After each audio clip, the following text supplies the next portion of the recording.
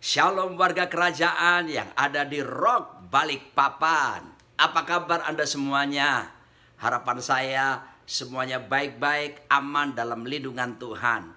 Sama seperti 3 Yohanes 1 ayat kedua berkata, saudara-saudaraku, aku berdoa semoga kamu baik-baik saja. Sama seperti jiwamu baik-baik saja.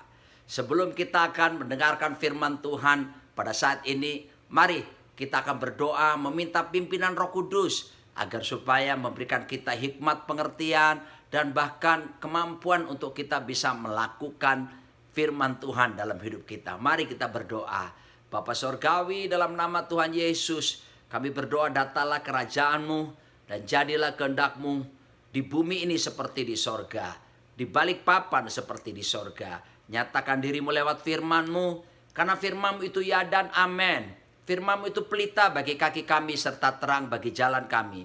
Firman-Mu yang bila kami renungkan akan membuat kami bertindak hati-hati sesuai dengan segala yang tertulis di dalamnya. Sehingga dengan demikian perjalanan kami akan dibuat Tuhan menjadi berhasil. Dibuat Tuhan menjadi beruntung. Kami sungguh percaya langit bumi dan segala kemuliaannya dibangun manusia tidak kekal dan akan segera berlalu.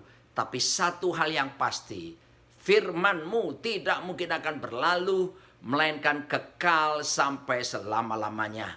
Berfirmanlah ya Tuhan, dan kami berdoa Roh Kudus mengurapi kami, memimpin kami, memberi kemampuan untuk melakukan kehendak-Mu, sehingga kami semua menjadi pelaksana kehendak Tuhan di akhir zaman. Dalam nama Yesus, amin.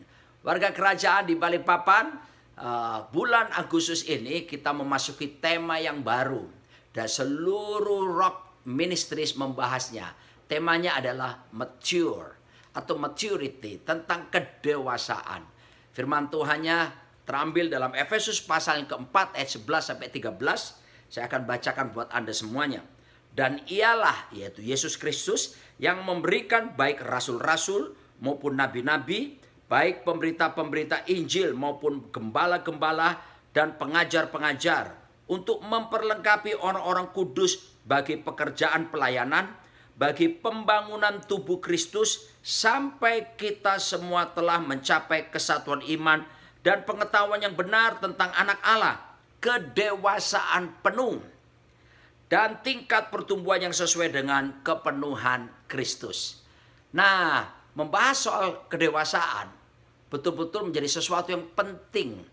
Karena saya percaya bahwa dalam perjamuan kawin anak domba nanti, di mana Tuhan Yesus menjadi mempelai pria dan kita gereja yang umatnya menjadi mempelai wanita, tentu Tuhan menginginkan mempelai yang dewasa dan bukan kekanak-kanaan. Kata dewasa di sini dalam bahasa Yunani adalah teleios. Kata teleios itu mengandung pengertian dewasa secara lengkap, baik itu mental dan moral karakternya. Ya, jadi bukan bicara tentang usia atau secara fisik tubuh manusia. Ya, kalau dewasa dalam ukuran yang terjadi, ukuran manusia seringkali adalah seperti di Indonesia 17 tahun ke atas, ada yang 18 tahun ke atas, ada yang negara yang 21 tahun ke atas baru disebut dewasa dan sebagainya. Tetapi dewasa yang dimaksud di sini itu adalah berhubungan dengan sikap mental seseorang dan juga moral karakternya. Nah, mari kita akan lihat bersama-sama apa maksud dari kebenaran firman Tuhan ini yang memang Tuhan inginkan setiap kita bertumbuh dalam segala hal ke arah Kristus dan kita menjadi dewasa di dalam Tuhan kita Yesus Kristus. Nah, kedewasaan di sini yang pertama tentunya dalam sikap mental kita. Mental berbicara tentang kejiwaan yang meliputi yaitu pikiran, perasaan, bahkan kehendak atau kemauan. Ini penting sekali kita bahas. Beda sekali kalau dunia berkata, dunia medis mengatakan mens sana in corpore sano. Dalam badan yang sehat terdapat jiwa yang sehat. Tapi firman Tuhan mengajarkan justru yang dari dalam ini, ya kan? Kalau jiwa kita baik-baik, maka keadaan luarnya akan baik-baik. Jadi keadaan di luar termasuk respon, sikap, karakter kita, tindakan ditentukan dari segala sesuatu yang ada di dalam setiap kita. Oleh sebab itu, pertama, bagaimana kedewasaan itu bisa terjadi secara mental? Tentunya kita harus belajar untuk menselaraskan, yaitu pikiran kita selaras dengan pikiran Kristus, menyelaraskan perasaan kita selaras dengan perasaan Kristus, menyelaraskan kehendak kita selaras dengan kehendak daripada Tuhan kita Yesus Kristus. Kita mulai satu persatu dengan menyelaraskan pikiran kita. Firman Tuhan dalam 2 Korintus 10 ayat 5 berkata demikian, kami mematahkan setiap siasat orang dan merubuhkan setiap kubu yang dibangun oleh keangkuhan manusia untuk menentang pengenalan akan Allah.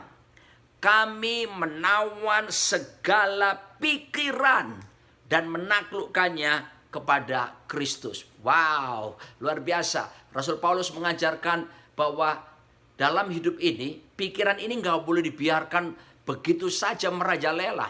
Seenak diri kita untuk memikirkan apa saja. Tetapi betul-betul pikiran itu harus ditaklukkan di bawah Kristus.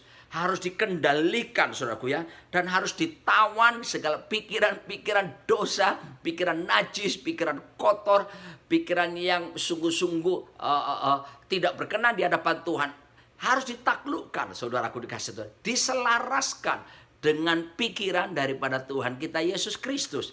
Nah, perhatikan baik-baik. Satu kali saya sedang makan di rumah Bapak Pendeta Senior kita, Pak Timotius Arifin di Bali. Di meja makan tersebut, beliau ngobrol dengan saya dan bertanya begini, Roni, bagaimana dengan cara berpikir kamu, termasuk mata kamu kalau melihat pemandangan yang seksi dan sebagainya. Wah, saya bilang, saya sering bergumul di situ, Pak. Saya berperang seringkali kalau melihat pemandangan gadis cantik, seksi dan sebagainya. Lalu Pak Arif menjawab, sama. Rupanya itu yang seringkali dialami oleh para pria yang normal, saudaraku. Tapi Pak Arifin mengajari saya, ini peristiwa terjadi sekitar 20 tahun yang lalu. Dia berkata bahwa beliau pernah diajari oleh bapak rohaninya, Bapak almarhum Pendeta Alex Abraham Tanusaputra, bahwa kalau ada pikirannya nggak baik, pikiran yang jelek, pikirannya kotor, najis, itu harus dihentikan. Seperti lampu dimatikan, turn off. Caranya bagaimana? Menggunakan kata darah Yesus. Nah, darah Yesus berkuasa untuk menghentikan segala pikiran, turn off semua pikiran najis, kotor, dosa. Saudaraku dikasih Tuhan. Tapi nggak berhenti di darah Yesus. Setelah itu baru menggunakan pedang roh firman Allah melawan ya segala upaya serangan iblis, panah api dari pasti jahat lewat pikiran kita itu dengan memperkatakan firman Tuhan, saudaraku. Nah, kemudian saya praktekkan, saudaraku, dan ini membawa keunggulan dalam hidup saya secara pribadi. Saya ceritakan kepada istri saya bahwa peperangan rohani terbesar itu di pikiranku. Lewat mata, saya bilang seperti itu pada istri saya. Istri saya malah senang. Dia berkata, aku senang loh kalau kamu jujur, terus terang, ya, mengutarakan kelemahanmu kepadaku gitu, saudaraku. Jadi kalau ada apa-apa saya sering berkata darah Yesus gitu ya. Kalau ada hal-hal yang mengganggu pikiran. Jadi tidak heran kalau kami jalan berdua di mall di Jakarta gitu ya. Lalu istri saya mendengar saya berkata darah Yesus. Artinya saya sedang melakukan peperangan rohani dan memadamkan segala panah api si jahat, saudaraku. Tapi bukan cuma selesai berkata darah Yesus. Lalu saya mulai berkata, saudaraku, Roni, ingat tubuhmu bait Allah, Roh Kudus diam di dalammu. Ya, bukankah itu di 1 Korintus 3, 16 dan seterusnya. Saya katakan mata itu pelita tubuh. Kalau matamu terang, terang seluruh tubuhmu. Kalau matamu gelap, gelap seluruh tubuhmu.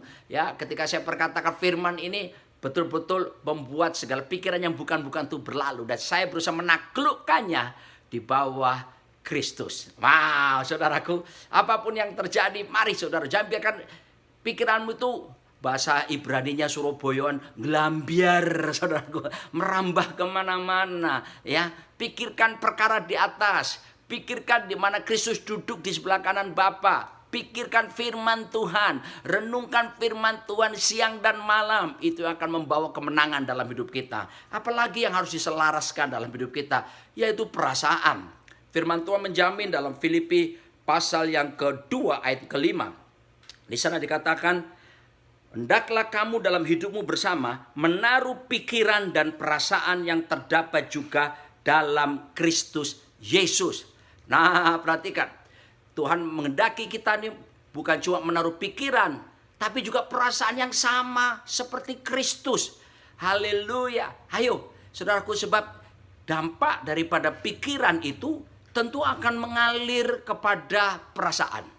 Dari perasaan kemudian bekerja menuju ke respon atau tingkah laku kita.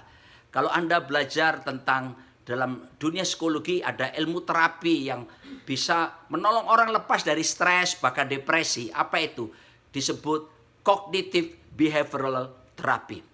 Terapi perilaku pikiran atau CBT namanya.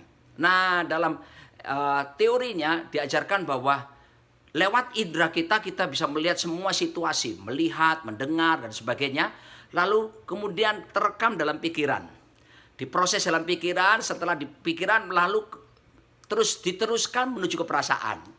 Dari perasaan kemudian diteruskan menjadi respon atau tindakan kita. Jadi semua dimulai dari pikiran seseorang. Seperti Amsal Sulaiman berkata, "For as a man thinketh in his heart, so is he."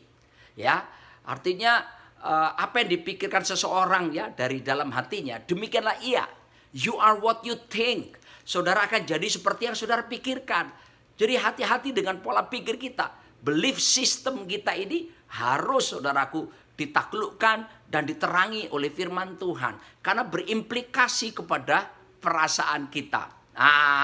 Lalu kalau sudah perasaan kita menyebar kemudian menjadi respon tindakan kita. Saya sedikit bersaksi peristiwa yang terjadi setahun lebih. Tahun lalu Maret tanggal 21 tahun 2020 saya masuk rumah sakit Mitra Keluarga Kelapa Gading karena COVID-19 dan kena dalam stadium yang berat, saudaraku, karena saturasi oksigen saya 84. Saya harus dibantu dengan oksigen di sini dan juga alat bantu yang lain yaitu nebulizer untuk menolong supaya memperbesar saluran pernafasan saya. Tinggi panas saya 39,2, batuk gak berhenti-berhenti. Aduh, saudaraku, buang-buang air, saya lemah tak berdaya. Dan bahkan saya gak bisa tidur di rumah sakit. Dokter sudah kasih obat tidur pun tetap gak bisa tidur. Sungguh kurang ajar itu virus COVID-19, saudaraku. Dan besoknya tanggal 22 Maret, hari Minggu, saya mendengar kabar lewat HP saya bahwa beberapa teman-teman pendeta yang saya kenal baik, saudaraku, yang juga kena COVID-19, mereka meninggal dunia, saudaraku. Wow, tiba-tiba datang intimidasi di pikiran saya. Datang panah api si jahat itu menyerang pikiran saya seperti misil, ya, roket kendali yang diterbangkan itu. Tapi saudaraku dikasih Tuhan, kalau saya tidak mengerti tentang prinsip firman yang bisa kita ikuti belajar dari CBT, Cognitive Behavioral Therapy, pasti saya akan menjadi lemah. Akibatnya pasti akan perasaan saya menjadi sedih, perasaan saya menjadi kecewa, perasaan saya menjadi gelisah, khawatir, ya kan? Akibatnya imun menurun dan tentunya tidak akan berdaya melawan virus COVID-19. Tapi karena saya mengerti, saudaraku, kebenaran firman Tuhan yang memerdekakan itu, saya terapkan ilmu terapi CBT itu. Maka pikiran saya, saudaraku, saya tidak biarkan intimidasi iblis datang. Tentunya harus ada turn off-nya. Darah Yesus itu menghentikan pikiran-pikiran yang bukan-bukan. Dan setelah itu saya perkatakan firman. Saya perkatakan Filipi 4 ayat 13. Segala perkara dapat ku tanggung dalam Dia yang memberi kekuatan kepadaku. Saya perkatakan 1 Korintus 10 ayat 13. Pencobaan-pencobaan ini pencobaan biasa yang tidak melebihi kekuatanku. Tuhan sudah menyediakan jalan keluar sehingga saya bisa melalui semuanya ini. Saya perkatakan dalam 1 Petrus 2 ayat 24b. Sebab oleh karena bilur-bilur Tuhan Yesus Kristus, semua penyakitku telah disembuhkan. Saya juga ucapkan, perkatakan Filipi 4 ayat ke-8 berkata, semua yang benar, semua yang mulia, semua yang manis, semua yang suci, semua yang adil, semua yang sedap didengar, semua yang disebut kebajikan dan patut dipuji. Pikirkan semuanya itu. Saya pikirkan yang baik-baik, yang suci, yang benar, yang manis. Saudaraku, akibatnya apa? Berproses dari pikiran menuju ke perasaan. Akhirnya dengan demikian saya menundukkan perasaan saya. Yang seharusnya perasaan saya jadi gelisah. Berubah, saudaraku. Perasaan jadi apa? Tenanglah jiwaku. Saya jadi tenang. Ya, tidak gelisah, tidak khawatir. Dan akibatnya berimplikasi kepada apa? Respon saya.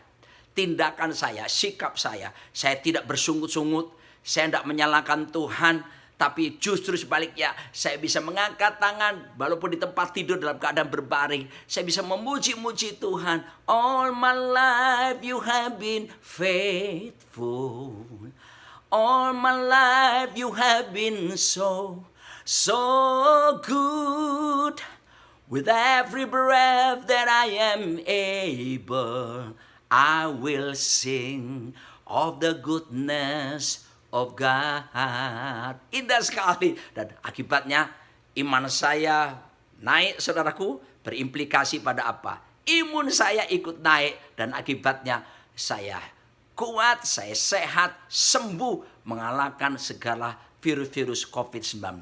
Dan itu sudah 1 tahun lebih, saudaraku, betul-betul sempurna kesembuhan Tuhan, dan tidak ada dampak apapun dalam diri saya. Saudaraku, perhatikan baik-baik. Pikiran harus ditundukkan di bawah Kristus. Perasaan harus dibuat selaras dengan perasaan Kristus. Perasaan Kristus, perasaannya penuh belas kasihan kepada jiwa-jiwa yang terhilang. Perasaan, saudaraku, yang mau berempati, bukan sekedar simpati, ya. Empati lebih tinggi dari simpati. Simpati itu kalau cuma kasihan, ya. Bahkan ada beberapa orang begini, kasihan deh lu, gitu, saudara. Tapi kalau berempati itu seperti kita memakai sepatu orang lain yang sedang dalam penderitaan. Kita mau belajar mengerti orang lain, penderitaan orang lain, pergumulan orang lain, dan kita tidak akan timbul penghakiman atas orang lain yang dialaminya, saudaraku. Seperti Kristus. Mari kita minta anugerah supaya kita memiliki perasaan seperti Kristus yang dipenuhi belas kasihan.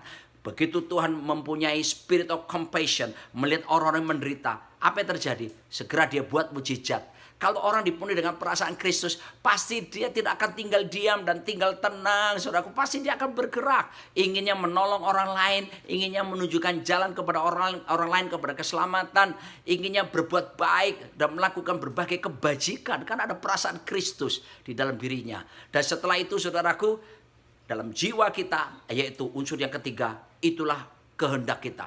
Alkitab mengatakan dalam Filipi pasal yang ketiga ayat ke-10, begini firman Tuhan. Yang ku kehendaki ialah mengenal Dia dan kuasa kebangkitannya dan persekutuan dalam penderitaannya, di mana aku menjadi serupa dengan Dia dalam kematiannya. Nah, kehendak kita pun harus tunduk pada kehendak Kristus. Kehendak kita pun harus diselaraskan dengan kehendak Kristus. Bagaimana caranya? Baca kitab suci, baca kitab suci, baca kitab suci, baca kitab suci. Kalau mau apa? Kalau mau tumbuh. Maka itu baca Alkitab tiap hari. Renungkan siang dan malam. Alkitab menjanjikan kamu akan bertindak hati-hati. Tuhan akan buat perjalananmu berhasil, malahan beruntung. Luar biasa, bukan? Saudaraku, gonjang-ganjing terjadi di mana-mana. Orang mempercakapkan pandemi corona itu tiap hari lebih banyak daripada Tuhan Yesus. Lebih banyak orang ngomongin COVID-19 daripada firman Tuhan hari-hari ini. Aduh, entah mulai dari varian Alpha lah, lalu ada Beta, bahkan sekarang varian yang mengerikan Delta, saudaraku, yang memakan korban lebih banyak. Belum lagi muncul yang baru Iota, Kappa, bahkan Lambda, saudaraku. Saya nggak peduli nama varian virusnya apapun, tapi Wahyu pasal 1 berkata Tuhan Yesus Kristus, Dia disebut Alfa dan Omega, yang awal dan yang akhir. Tuhan kita tetap sanggup untuk mengalahkan segala bentuk varian virus model apapun, saudaraku. Karena Dia yang awal dan yang akhir. Dia mengendalikan segala sesuatu. Diizinkannya pandemi corona terjadi di seluruh dunia. Sebab apa? Tuhan mau resetting. Tuhan mau sungguh-sungguh meriset termasuk gerejanya. Bukan mengandalkan fasilitas, bukan mengandalkan manusia, tapi mengandalkan Tuhan. Ini Tuhan sedang melatih kita gerejanya. We live by faith and not by sight nor by feeling. Kita hidup, saudaraku, dengan dalam iman, bukan dengan penglihatan ataupun bahkan perasaan. Ini saatnya menerapkan prinsip iman sungguh-sungguh dalam hidup kita, saudaraku, ya. Sebab the just shall live by faith. Ya, orang benar itu hidup karena percayanya, karena imannya, saudaraku yang dikasihi Tuhan. Nah, saudaraku, selalu ada pengharapan di dalam Tuhan Yesus Kristus. Alkitab menjelaskan Yesus Kristus itu merupakan jangkar pengharapan dari iman kita. Dia sudah dilemparkan jauh ke depan, ya, menjadi perintis menuju kepada kesempurnaan. Selama kita berpegang pada tali menuju ke jangkar yang sudah dilemparkan ke depan, yaitu Yesus Kristus yang sudah merintis jalan menuju kesempurnaan. Saudaraku, tali itu yaitu doa-doa kita, perenungan firman, pujian penyembahan, hubungan batin dekat kita dengan Tuhan. Maka dalam perjalanan hidup kita, sekalipun kita dalam gelombang badai, saudaraku, maka perahu kita akan terus semakin mendekat kepada jangkar yang merupakan jawaban. Jangkar itu adalah Tuhan kita Yesus Kristus. Nah, bagaimana proses untuk bisa mengalami kedewasaan penuh? Dalam Alkitab dikatakan, saudaraku, ayat ke-11 tadi, Tuhan berikan 5 jawatan. Ada rasul-rasul, ada nabi-nabi, ada penginjil-penginjil, ada gembala-gembala, dan akan ada pengajar-pengajar. 5 jawatan itu apa sih? Untuk memperlengkapi orang-orang kudus. Siapakah orang kudus? Saudaralah, jemaat Tuhan, orang-orang kudus. Nah, 5 jawatan ini tugasnya memperlengkapi orang kudus, jemaat. Baru jemaatlah yang akan keluar untuk menyatakan tanggung jawab sebagai garam dan terang. Ya, jadi jemaat jangan duduk berpangku tangan.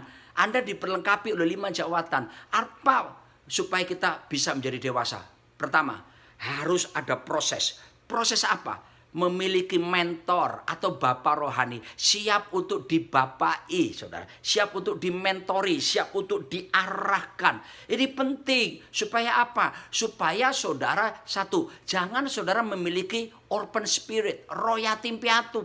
Ada banyak orang, saudaraku, kelihatannya hebat. Bahkan sorry to say, ada banyak pendeta hamba Tuhan pun kelihatannya luar biasa. Tetapi rohnya yatim piatu, saudaraku. Tidak ada yang membapai, tidak ada yang mengarahkan, bergerak sendirian. Padahal Alkitab berkata mengajarkan supaya awasi dirimu, awasi ajaran kita. Jadi kalau tidak ada mentor, tidak ada yang mengarahkan, kita nggak tahu bahwa ternyata kita sudah salah dalam pengajaran, saudaraku. Oleh sebab itu, jangan sampai jadi soldier fortune, prajurit tanpa markas. Ya, waduh, sudah jalan seenaknya sendiri. Kemana perasaan kita mau beribadah, mau diarahkan? No, kita harus punya pembimbing-pembimbing rohani. Kita harus punya mentor-mentor rohani. Kita harus punya bapak-bapak rohani. Dan Rock International Ministries menekankan, mulai dari Bapak Timotius Arifin sebagai gembala senior, kepada kita semua, supaya hubungannya dibangun bukan pemimpin bawahan, tapi hubungan Bapa dengan putra-putrinya.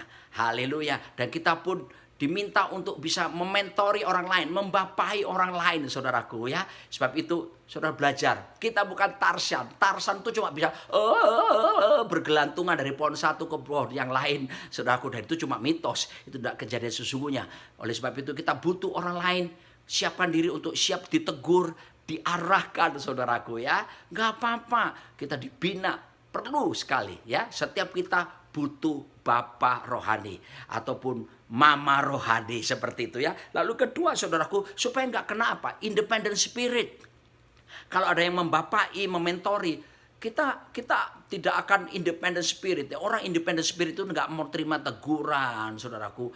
Orang yang semaunya sendiri, semau gue, saudaraku.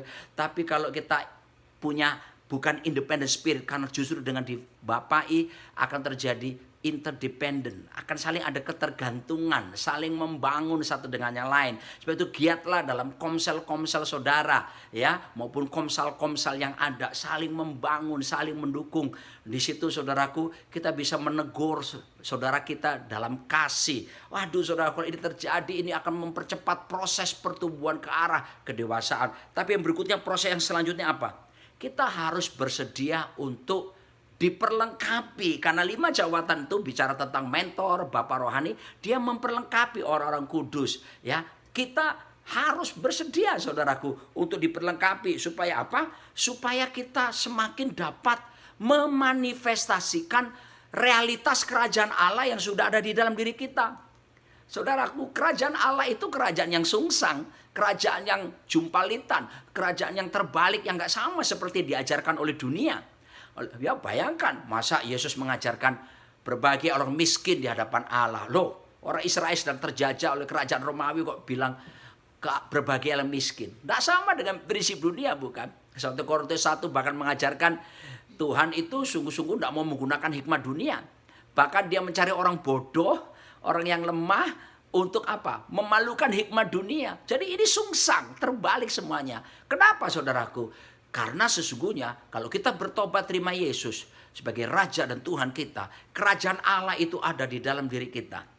Christ in you the hope of glory. Kristus yang di dalammu pengharapan kemuliaan. Raja itu sudah ada di dalam diri kita, saudaraku. Nah, karena kerajaan Allah sudah ada dalam diri kita, tugas kita apa? Mengeluarkannya, memanifestasikan ini kepada dunia. Dengan cara hidup apa? Jangan mata dibalas dengan mata, gigi ganti gigi kan. Belajar untuk mengasihi, mengampuni, memberkati bahkan orang yang membenci dan menganiaya kita. Berbeda sekali saudaraku. Level tingkatan dari memberi kepada berkorban. Wah ini prinsip kerajaan Allah. Ayo semua sudah di sini saudaraku. Sekarang tugas kita memanifestasikan. Makanya butuh diproses. Yesaya 43 menjelaskan, umatku yang kubentuk akan memberitakan kemasyuranku. Nah, kata umatku yang kubentuk itu mengandung pengertian kuproses. Umatku yang kuproses akan memberitakan kemasyuranku atau kemuliaanku. Saudara akan dipercaya untuk memberitakan kemasyuran Tuhan, memberitakan kemuliaan Tuhan asal menyediakan diri mau diproses. Haleluya. Jangan pernah tengking proses. Jangan menolak proses. Dan seringkali Bapak rohani pun dipakai Tuhan untuk memproses kita. Sekitar kita, keluarga kita pun diizinkan Tuhan memproses kita. Dan kita ketemu masalah. Termasuk pandemi corona ini. Sebuah alat bantu proses yang luar biasa dari Tuhan buat kita gerejanya. Bukan. Tapi kalau kita mengerti, kita mau siap dibentuk apapun keadaannya. Kita mengerti itu tujuannya apa? Supaya mengeluarkan, memanifestasikan semua realitas kerajaan yang sudah ada di dalam diri kita. Yaitu kebenaran, damai sejahtera, dan sukacita oleh Roh Kudus itu mesti dikeluarkan saudaraku. Jangan berpikir yang dari luar ke dalam. Mulai sekarang yang dari dalam ini kita keluarkan. Jadi berkat bagi banyak orang. Nah untuk itu kita perlu diperlengkapi. Supaya kita semakin tahu kebenaran, maka kebenaran akan memerdekakan setiap kita. Ingat urutannya ya, Yohanes 8 ayat 32. Tahu dulu kebenaran, baru merdeka. Enggak tahu kebenaran, tidak akan merdeka. Tidak semua kebenaran bisa memerdekakan. Hanya kebenaran yang kita ketahuilah yang bisa memerdekakan kita. Sebab itu kita harus cari tahu kebenaran. Bersedia dimentori, dibapai, bersedia untuk dibina, diarahkan saudaraku. Supaya kita berjalan dalam proses semakin dewasa dalam segala hal menuju Kristus. Nah, unsur apa lagi yang terkait di dalamnya? Saya hanya akan bacakannya mengingat waktu. Yang pertama, kita tentunya harus terlibat di dalam pelayanan. Karena Alkitab menjelaskan bahwa selain untuk memperlengkapi orang kudus bagi pekerjaan pelayanan. Jadi kita terlibat pelayanan. Ayo warga kerajaan di Balikpapan. Ya mari kita bukan cuma pelayanan di dalam gedung gereja ya. Apalagi sekarang kita online service. Pelayanan bisa terjadi di luar, di marketplace. Your mission field is where God puts you. Ladang misimu ada tempat di mana Tuhan tempatkan Anda. Ayo melayani di dunia bisnis, di dunia pendidikan, dimanapun, di 7 gunung itu. A, B, C, D, E, F, G. A-nya art and entertainment, yaitu seni dan hiburan. Yang kedua bisnis, B. Yang C, church and mission, dunia gereja dan misi. D, developing of the poor, pengembangan orang-orang miskin. 5, education, pendidikan. Lalu F-nya, family, keluarga. Lalu G-nya apa? Government, pemerintahan termasuk perpolitikan. Ayo kita bergerak. Menyatakan tanggung jawab jadi bagai garam dan terang di sana. Lalu kemudian saudaraku memiliki spirit kesatuan tubuh Kristus. Ya belajar kita tidak menganggap diri kita paling baik, paling benar. Kita mau bersekutu dengan anak-anak Tuhan dari gereja lain sebagai satu tubuh.